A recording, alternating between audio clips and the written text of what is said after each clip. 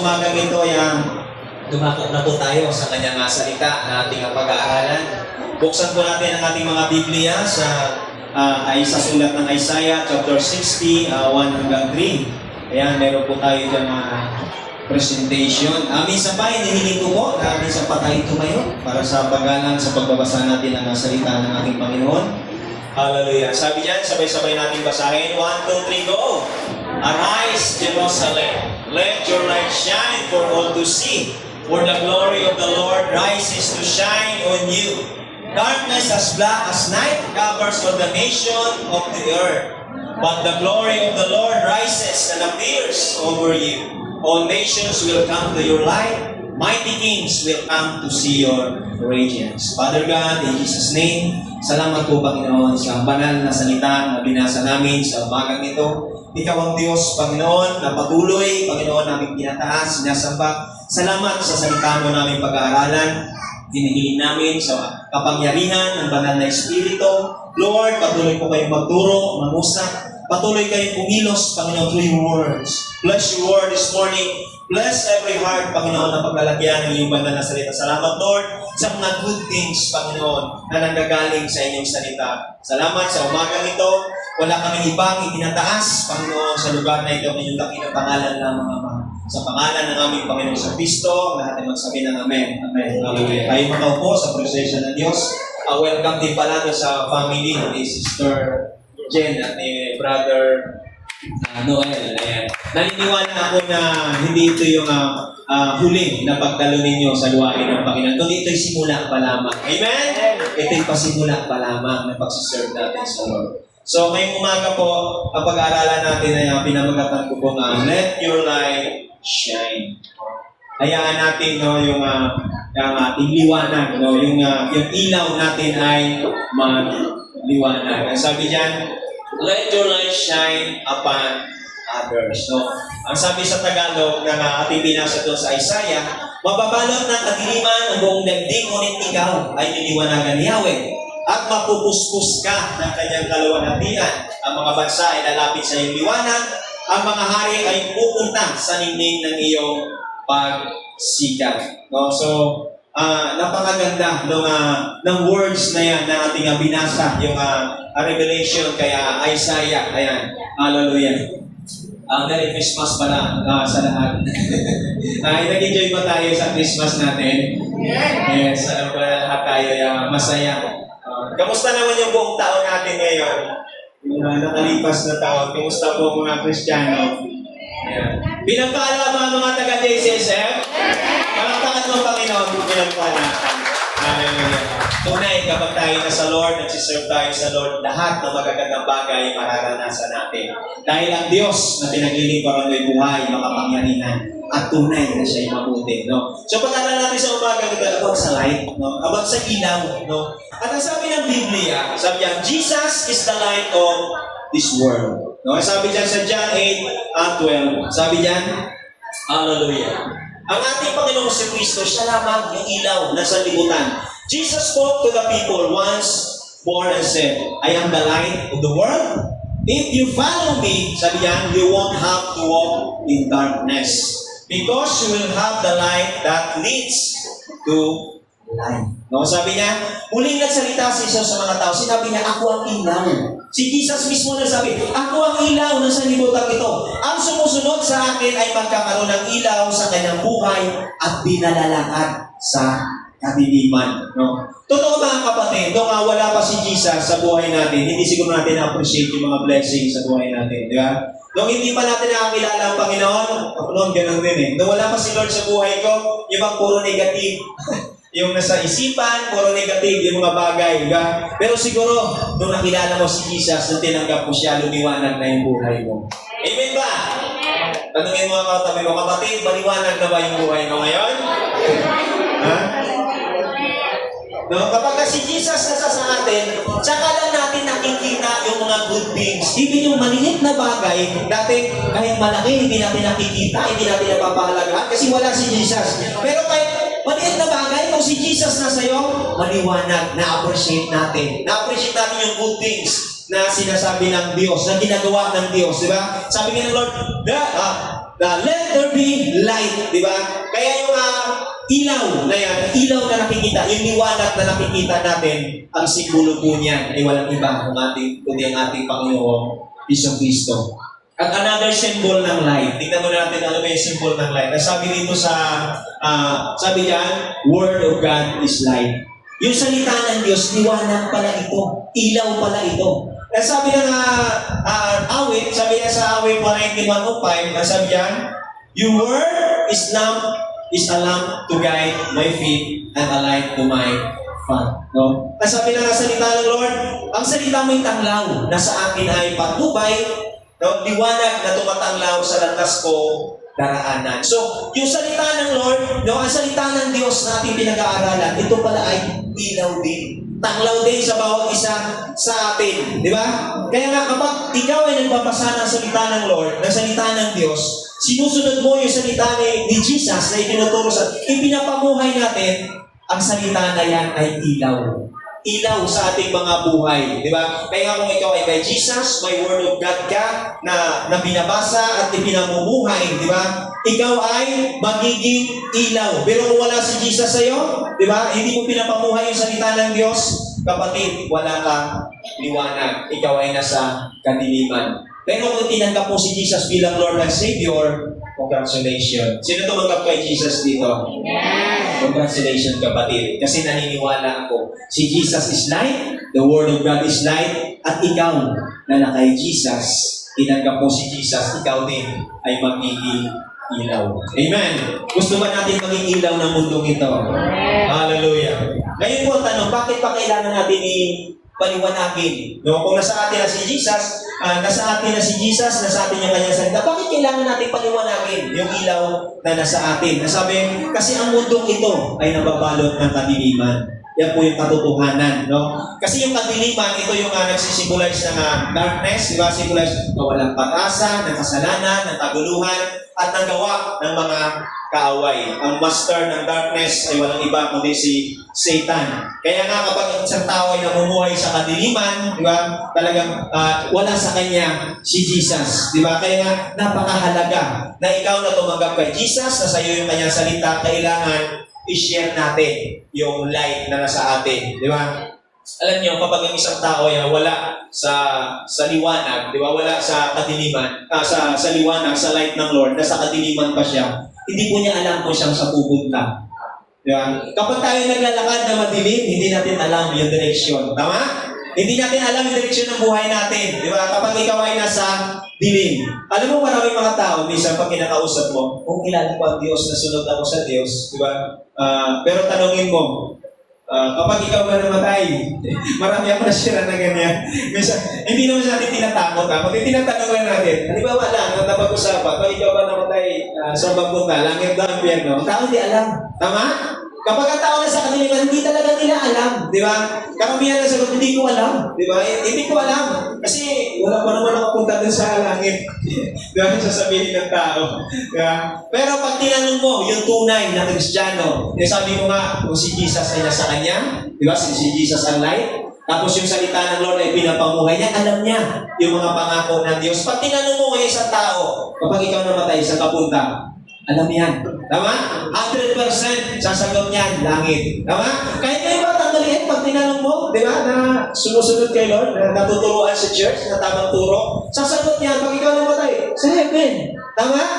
Kaya nga kapag isang tao ay nasa dilim, talagang madilim. Yung walang light, wala si Jesus, wala yung Word of God, at talagang hindi nila alam. Di ba? Minsan may mga tao kung ano yung barinig, hindi na yung paniniwalaan. Di ba? Kung yung sabi-sabi lang, susunod na doon. So napakahalaga yung direction. Napakahalaga i-share natin sa tao yung Word of God. Si Jesus, i-share natin yung light. Di ba? Kasi ang tao kapag nasa dilim, ang sabi ng Biblia, sure yan, kapahamakan yung kanyang pupuntahan. So kaya nga napakahalaga na tayo ay nag-share tayo ng ating testimony. Di ba? Sino po dito yung nakakilala sa Lord na mula nung nakakilala sa Lord na may nabago na sa buhay niya?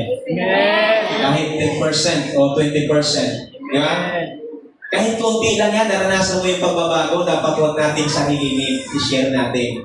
No? I-testify natin.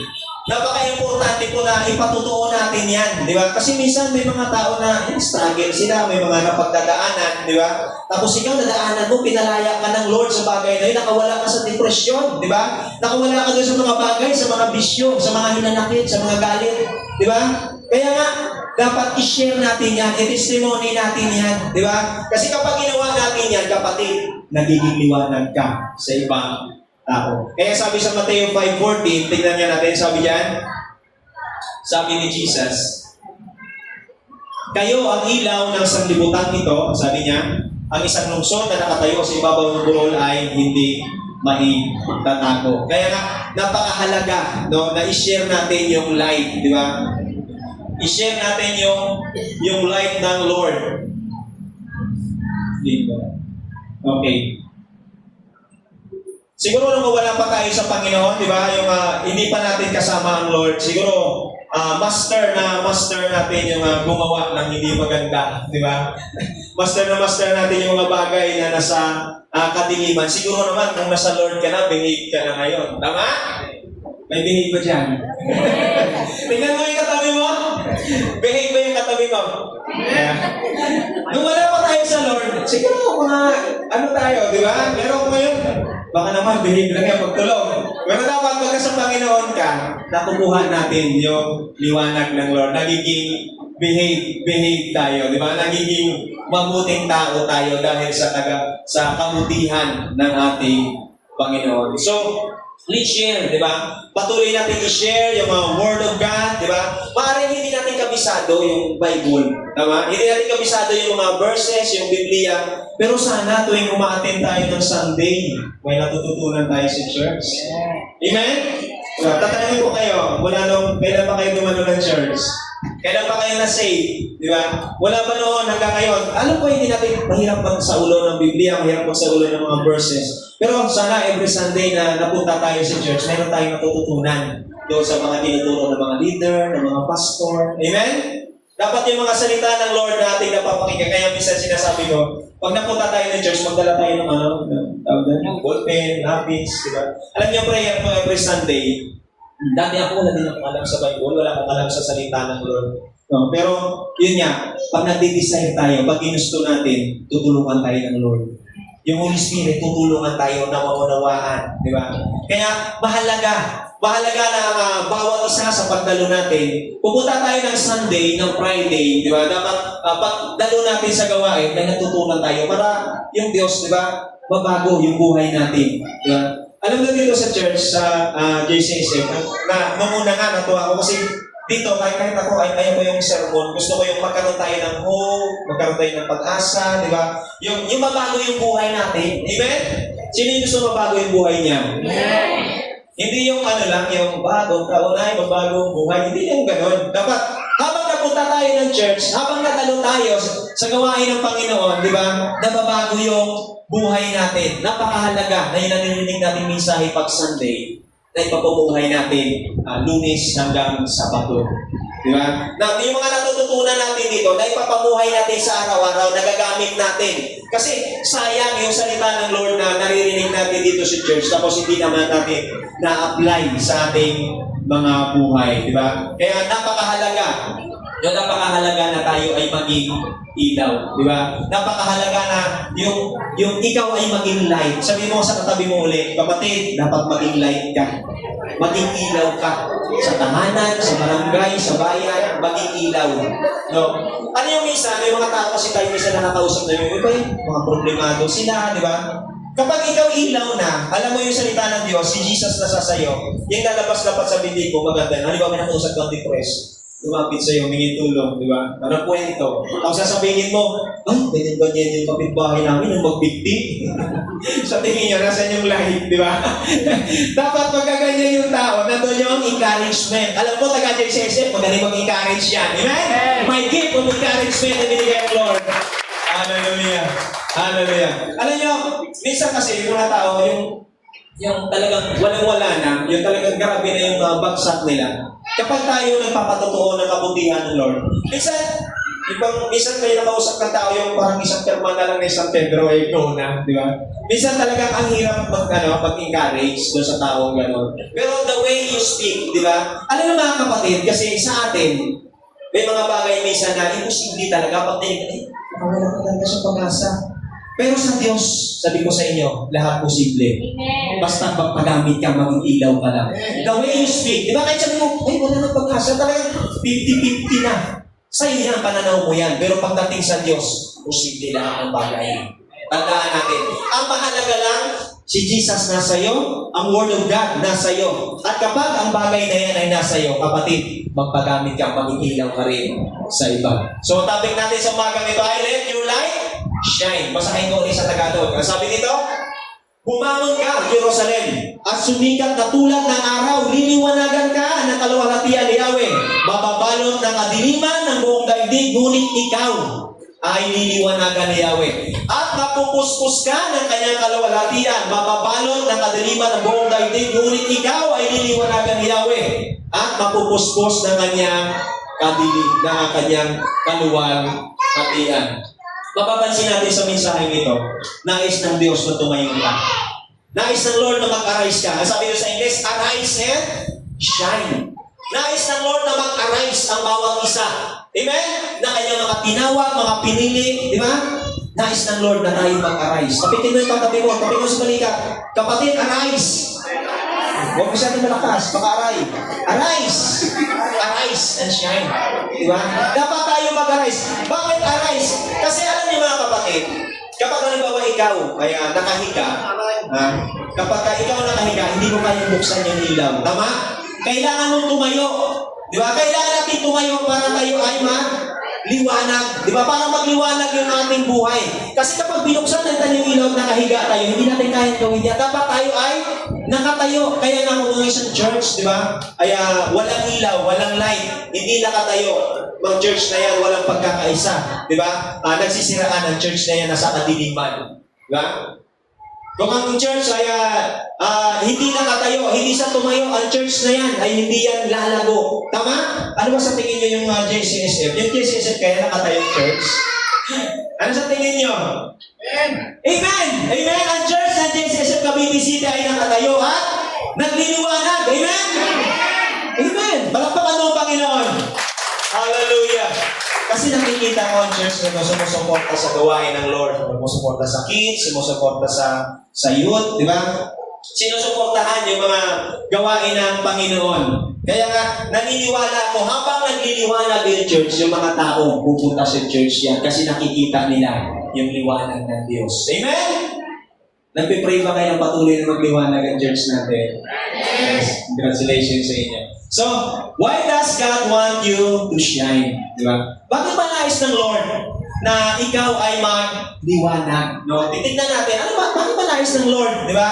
Na ikaw ay magliwanag. So, why we need to arise and shine? Kasi gusto ng Diyos. God wants you to overcome darkness. Di ba? Through the light that we have. Gusto ng Lord na magkapit natin yung kadiliman na yan sa pamamagitan ng liwanag na nasa sa atin, di ba? Naniniwala ba kayo? Sabihin mo sa katabi mo, kapatid, liwanag ka. Ilaw ka ng mundong ito.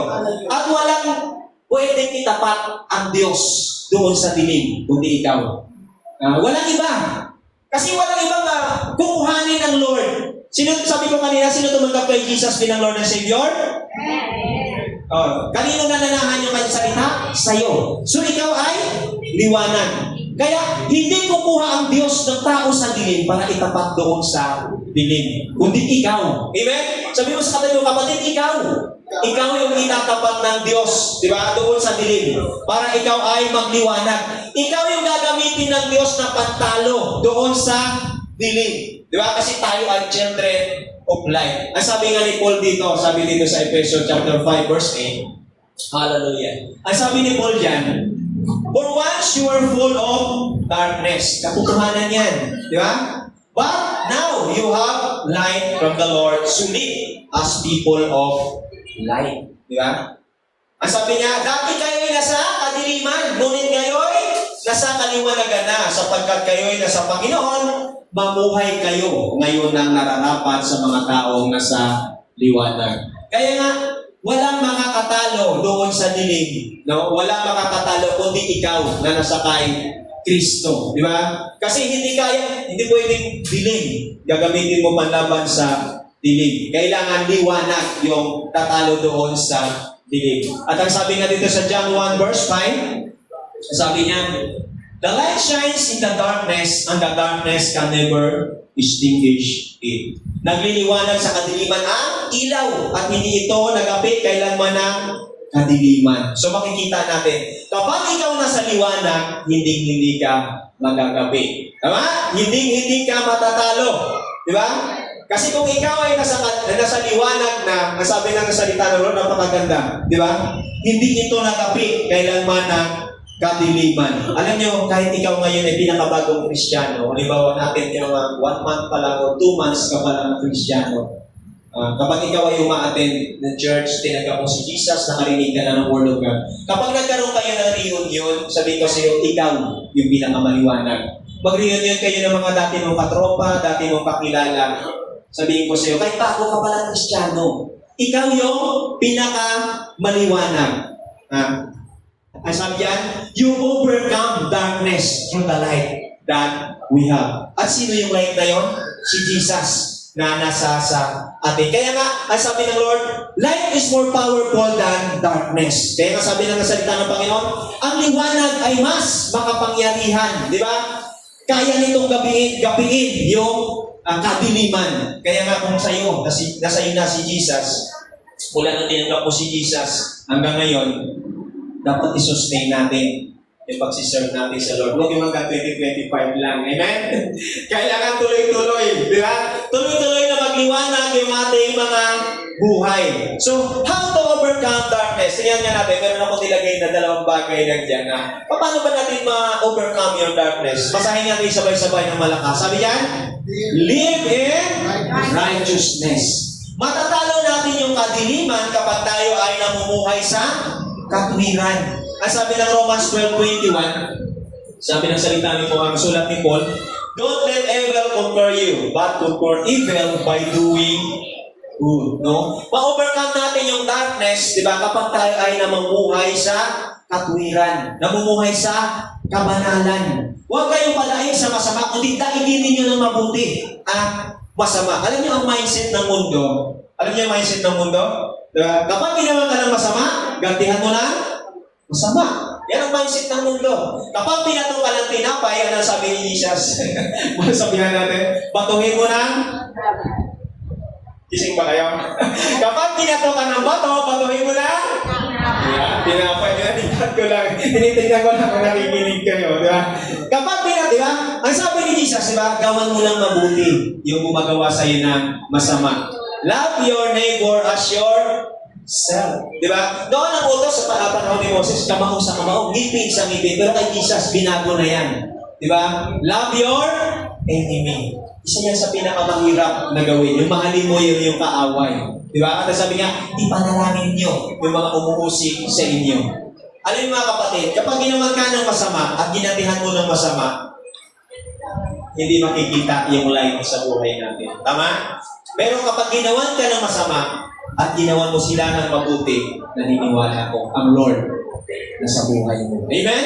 Ang Lord nasa buhay natin. Namumuhay tayo sa katwiran. Namumuhay tayo sa liwanag. Sinusunod natin yung salita ng Diyos na itinuturo sa atin. Okay, pangalawa, sabi dyan, mamuhay ka sa, sabi dyan, love, no, live with love. Alam na alam natin yan. God is love. Diba? Ang Diyos ay pag-ibig. So, mamuhay tayo sa pag-ibig. Yan ang sinasabi natin nga, nasa Diyos tayo. Si Jesus tinanggap natin. Kailangan ipamuhay natin. Diba? Matatalo natin ang kadiliman sa pamamagitan ng pamumuhay natin sa pag-ibig. At alam niyo ba na ang demons ay ayaw niya ng love? Wala siyang love. At walang makakatalo doon sa demons kundi yung love. Yung love ni Jesus na nasa sa'yo. Kasi meron din ibang love, di ba? Yung love na nasa katwiran, di ba? Yung love ng Diyos, di ba? Yun lamang ang makakatalo doon sa sa ating kaaway. Sabi nga ng 1 John chapter 2, 9 to 10, ang sabi diyan, hallelujah. If anyone claims, I am living in the light, but hates a Christian brother or sister, that person is still living in darkness. Anyone who loves another brother or sister is living in the light and does not cause others to stumble. Ang nagsasabi siya ay nasa liwanag, ngunit napupuot sa kanyang kapatid ay nasa kadiliman pa. Si Kristo ang handog sa kapapatawad ng mga kasalanan, hindi lamang sa ating mga kasalanan, kundi maging sa kasalanan ng lahat ng mga tao. So, isa sa palatandaan na tayo ay nagliliwanag, na tayo nagmamahal sa Diyos, di ba? Yung ating love sa kapwa, di ba? Yung ating love. Kaya nga, kapatid, kung sa tingin mo yung love mo ay hindi pa talaga siya kompleto, isa na nagagalit pa tayo sa kapwa natin na nataas pa yung hate, na natatalo pa yung love natin, natatalo pa ng anger. Ang Diyos sagana magbigay. Di ba? Sabi sa salita niya, hindi siya nanunubad. Pwede natin hingin sa Lord, yung heart ko, punuin mo ng love na nagagaling sa iyo. Amen? Hingin natin sa Lord, di ba? Hingin natin sa Lord nang sa ganun, maranasan natin yung light sa buhay natin. Maranasan natin yung true love na nagagaling doon sa Diyos. Di ba? Alam nyo, ang laki po ng pagkakaiba kapag may mga kilala tayong tao. May mga tao na puno ng love yung buhay nila, yung puso nila, ang layo ng itsura nila doon sa edad nila. Napansin nyo ba? Di ba? Ang layo ng itsura. Kaysa doon sa taong palaging galit, palaging gano'n.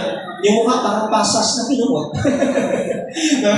Pero kung ikaw ay puno ng love, di ba, hindi ka magagalit. Pag-isip ka lang ng umaga, di ba, nakasmile na, di ba? Kahit makakarinig ka ng mga salita na, nandun yung joy, di ba? Yung joy of the Lord nasa sayo, di ba? Talagang, alam niyo kapag ganyan, yung mga ganyan tao, maraming friends. Naniniwala ba kayo? Maraming friends, di ba? Madali sila maka-attract, di ba, ng mga tao. Kasi palagi sila masayahin, di ba? Palagi masayahin ng buhay nila. Alam niyo ba na tapatandaan natin bilang mga Kristiyano, ang unang-una na gusto ni Satanas na alisin doon sa pamilya, sa buhay ng tao, sa church, ay yung love. No? Kasi kapag nawala yung love, ano ba yung mga kapalit niyan? Hate, anger, di ba? Yan ang gusto-gustong alisin. At kapag ang isang church ay hindi nag-ahari yung pag-ibig ni Kristo, walang unity, ano mangyayari sa church? Watak-watak. Hindi lang sa church, even sa pamilya, sa loob ng ating bahay. At ano ang gagawin ni Satanas? Yes! Magbubunying siya. Magtatanong kasi nagtagumpay siya doon sa kanyang misyon. Di ba? Yung guluhin, yung wasakin. To kill, to steal, and to destroy. Di ba? Yan ang gusto ni Satanas. Kaya nga dapat yung heart natin mapuno ng love of the Lord. Amen? Tingnan mo yung katabi mo, love mo ba yan? Love mo ba yan? Dapat love natin. Sabi nila, lalo na sa ating mga kapatid sa Panginoon. Kung love natin yung ibang tao, lalo na yung mga kapatiran natin sa JCSF. Di ba? Lalo na yung mga Kristiyano, dapat love natin. Di ba? Tingnan mo ma, sabi ni Jesus, tayo kahit hindi tayo kaibig-ibig, minahal na tayo. Tingnan mo patatlo, kaibig-ibig ba yan? Palakpakan natin ng Lord. Kinahal tayo ng Lord kahit hindi tayo kaibig-ibig. Na mahal tayo ng Panginoon, dapat yung love mapumapaw sa puso natin. Hallelujah. Okay, punta tayo sa pangalawa. Why we need to spread the light, no? Bakit kailangan natin mag-arise at mag-shine? Ang sabi dito, to bring glory to God when you live in the light, no? Nakapagbibigay tayo ng glory, ng kaluwalhatian. Nakapagdadala tayo ng karangalan sa Diyos kapag tayo ay nililiwanag. Amen? Nasubukan niyo ba? O di ba, may anak ka sa school, napaaway, nangagaw ng lipstick. Di ba? Yung anak mo, lalaki pala.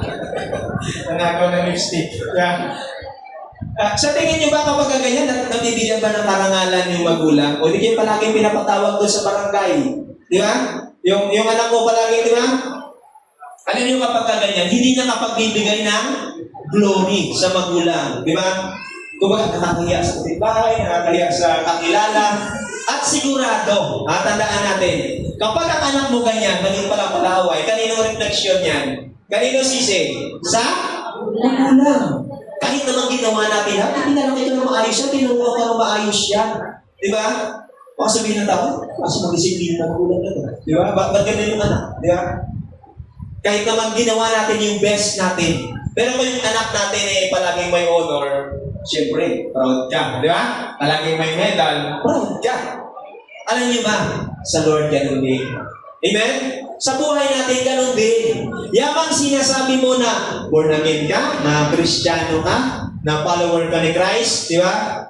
Di ba? Yamang sinasabi natin, di ba? Dapat ipinapamuhay natin. At kapag ipinapamuhay natin yung sinasabi natin na tayo born again, na tayo Kristiyano, kapatid, ipagmamalaki ka ng Diyos.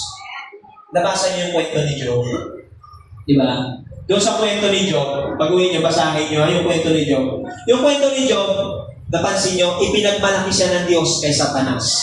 Sa lahat na binasa ko doon, walang iba ko din, si Job ipinagmalaki. Sabi ng Diyos kay Satanas, Satanas sa Tagalog, paro pa rito sa dulo ng daigdig. Sabi ng Lord, napansin mo ba? Nakita mo ba ang lingkod kong si Job? Sumasamba siya sa akin, mabuti siyang tao, hindi siya gumagawa ng masama. So napakaganda, di ba?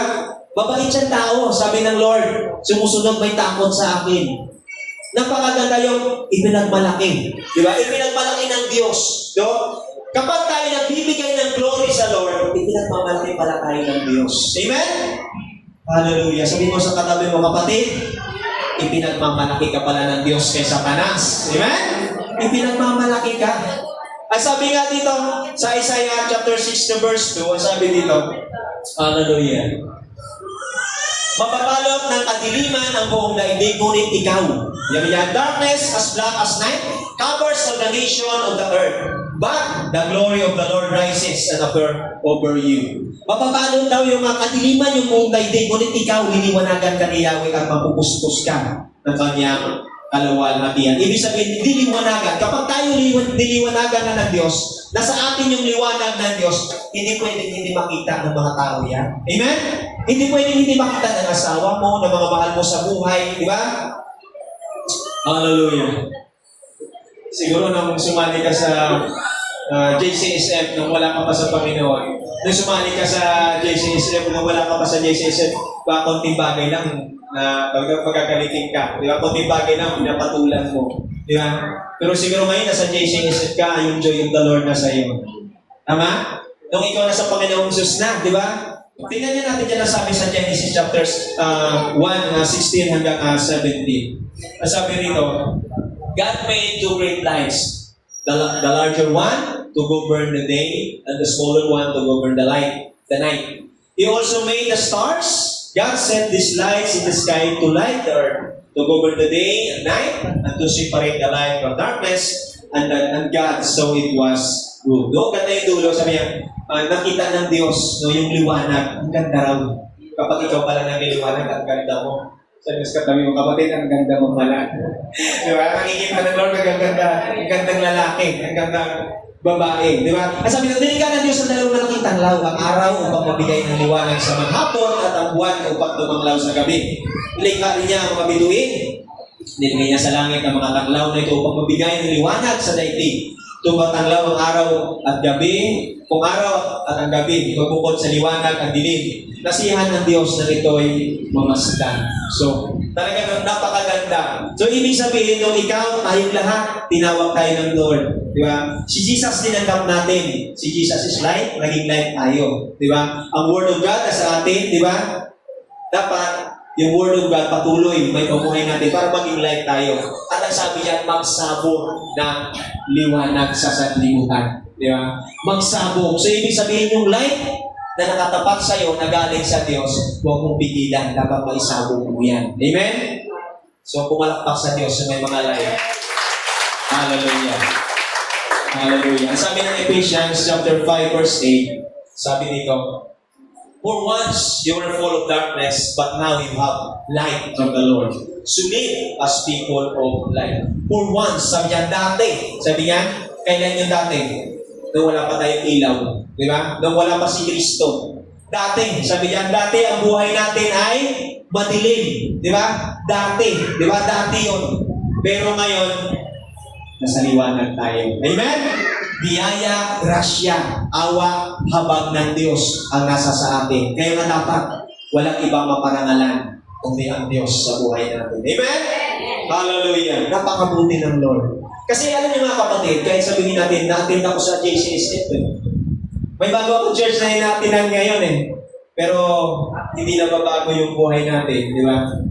Hindi na paparangalan ng Lord. Di ba? Nakikita, doon pa rin sa sugalan, maaari, o nang-aaway tayo ng hindi naman nang-aaway sa atin, o lasing tayo. Di ba? Kaya nag-iinom. Sabihin ng tao, akala ko born again yan. Di ba? Sabihin ng tao. Di ba? So, alam niyo mga kapatid, kapag ganyan, tinanggap natin si Jesus, napakinggan natin ang Word of God, tapos ganun yung buhay natin, hindi nagiging ilaw. Alam mo ba, sabihin ko sa iyo, hindi ikaw yung napupulaan. Sino yung napupulaan? Ang Diyos na tumawag sa iyo. Yung Diyos na tumawag sa iyo. Siya yung napapahiya sa ating mga buhay. So let's bring glory to the Lord. Sabihin ko sa kanila mo, kapatid, magdala tayo ng kaluwalhatian sa Diyos. Dapat. Ngayong 2025, kung hindi sa tingin natin ay hindi pa talaga ako ganun, may 2026 pa tayo. Amen? May 2026 pa tayong darating, kaya patuloy tayong magliwanag. Kung ngayong 2025, yung lives natin ay konti pa lang, gatungan natin yan. Amen? Gatungan natin ng patuloy na lumiwanag, maglingas. So ano yung una? Why? We need to rise and shine. Ang sabi doon, God wants us to overcome darkness with the light that we have. At ang pangalawa, you bring glory to God when you live in the light. Okay, punta tayo sa pangatlo, sa last. Sabi dito, you draw people to God when your light shines. Katotohanan po yan. No? Kapag ikaw ay nagliliwanag, no? Kapag tayo nagliliwanag, makapagdadala tayo ng mga tao doon sa harapan ng Diyos. Sino dito yung negosyante? Kapag nagtinda ka, di ba, whitening products, inalok mo sa tao, ay, bili ka nito, nakakaputi ito. Pero hindi ka naman kaputi. Tingnan nyo, may bibili. Di ba, wala. At binta ka ng yung gamot, tawag yung pampaislim, ay, bili ka nito, sis, pampa-sexy. Pero ikaw, parang hysteresis yung tangin. May bibili. Dapat makita kung ano yung, di ba? Kung ano yung sinasabi natin, kung ano yung ginagawa natin, di ba? Dapat nandoon yun. Yung mag-shine, magtutuo, di ba? Pero alam niyo, kung halimbawa ikaw nagtitinda kayo mga effective, di siya may mga bagay na binibili tayo talaga effective. Talagang, tao nga, kahit walang pera, pinag-iipunan talaga, pagkaroon lang. Amen? Kasi maganda, effective, di ba? Sa buhay natin, ganun din, di ba? Kasi kung sa buhay natin, sabihin natin, natanong ko sa JCSM na sama ka sa amin. Pero kung yung buhay natin ay hindi nang babago, di ba? Hindi nakikita. Di ba? Pero kung nakikita ng tao, mapapasabi sila, isa ka natin, no? Di ba? Wala nang iba-iba pang, di ba? Maraming pang paliwanag. Isa ka natin, sama ako. Di ba? Kasi nakita nila yung buhay mo may nabago. Di ba? Yung buhay mo ay nagliwanag sa kanila. Sasabihin na, ay, kapitid ako dyan. Gusto ko rin maranasan yung nararanasan mo. Di ba? Hallelujah. Kaya na, kapatid, mahalaga, no? Mahalaga na tayo ay nagliliwanag para makapag-grow ng tao para sa Panginoon. Hallelujah. Hallelujah. Sabi dito sa Isaiah chapter 60 verse 3, sabi diyan, hallelujah. All nations will come to your light. Mighty kings will come to see your radiance. Ang mga bansa ay lalapit sa iyong liwanag. Ang mga hari ay pupunta sa iyong pagsikat. Sabi niya, nations, ibig sabihin, kapag sinabing nations, di ba, hindi na yung mga ordinaryong tao. Lahat, di ba, kapag naliwanagan, di ba, ikaw sa trabaho, yung boss mo, dapat makita yung liwanag sa iyo, yung manager, ka-opisina, ka-transaction, o even yung mga customer mo, kung ikaw ay may negosyo, di ba? Di ba, yung kapag tayo ganyan, nagliliwanag tayo, na-attract natin, di ba? Minsan niya, may mga tao, nung ako bago pa lang sa Lord, dati pinapatugtog ko yung ecstasy, di ba? Yung mga ganyan. Pero pag ikaw na sa Panginoon na, yung mga praise and worship, isa napapakinggan nila, uy, ano yung music nyo? Nakaka-inspire naman. Amen? Gusto ko rin yung ganyan na sound, di ba? So, napakahalaga, di ba? Napakahalaga. Sa spiritual na buhay, no, kapag ikaw ay namumuhay sa liwanag, hindi pwedeng walang epekto sa atin. Tama?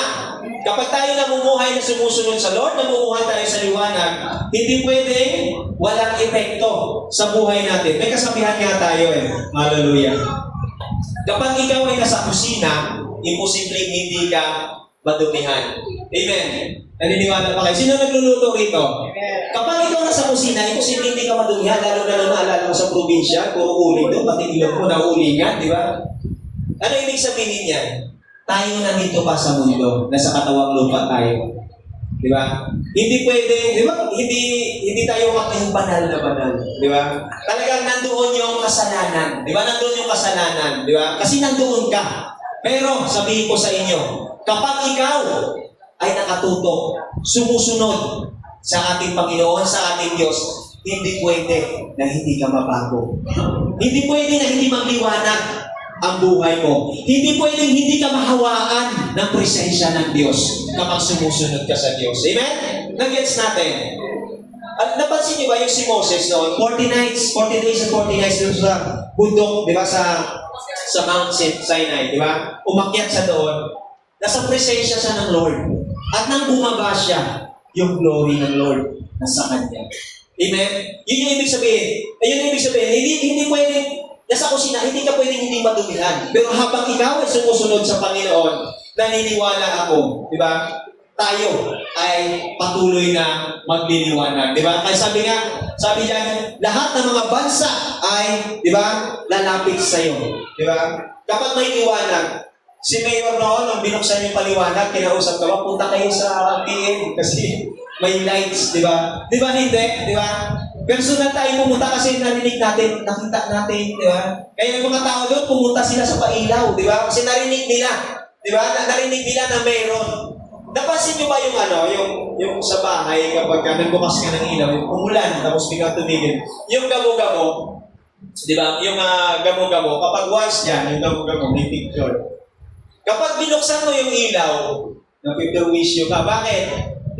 Pumapasok sila sa ilaw, di ba? Talagang pumapasok sila sa liwanag. Bakit gano'n? Kasi na-attract sila ng liwanag. Ganun din sa buhay natin.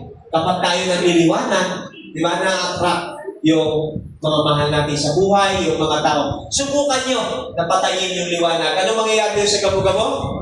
Wala sila. Di ba? Mag-aalisan sila. So, ano yung spiritual na implikasyon niya sa buhay natin? Kapag ikaw ay dinalapitan ng tao, humihingi ng payo, di ba, nagtatanong tungkol sa bagay na nangyari sa buhay mo, kapatid, nagliliwanag ka. Amen? Kapag ang isang church, di ba, ay pinupuntahan ng tao, si Kristo, ang salita ng Diyos, ang pinag-aaralan, ang Diyos na buhay, ang itinataas, ang church na yan ay nagliliwanag. Di ba? As long na ang salita ng Diyos ang ating pinag-uusapan, di ba? Mayroon tayong love sa ating kapwa, mayroon ng kabanalan ay nasa atin, ang buhay mo ay nagliliwanag. Naniniwala ba kayo? Sabi dito, lights attract provision. Tandaan natin. Yung liwanag sa buhay mo, nag-attract ng provision yan. Ang sabi diyan, lights attract promotion. Kaya nga kung ikaw nagtatrabaho, gusto mo ng promotion, paliwanagin mo yung buhay mo. Light attracts people. At ang sabi diyan, light attracts favor from the Lord. Kung gusto mo ng favor galing sa Lord, paliwanagin mo yung buhay mo. Light attracts blessings. Blessings. Kaya nga sabi, nation will come to your light. Di ba? Kapag ikaw ay nagliliwanag, yung nation ay pupunta, lalapit sa iyo. Di ba? Kapag si Jesus nasa iyo, ang Word of God ay nasa iyo, at namumuhay tayo sa kabanalan, sigurado ang tao may makikita ng pagbabago. Alam niyo dati, nung hindi pa ako Kristiyano, wala pa ako sa Panginoon, napunta ako ng palengke, pag nabili ako ng bigas, 1 kilo lang. Totoo yan. 1 kilo lang. Pero ngayon, napunta ako ng palengke, nabili ako bigas, 1 sako na. Amen?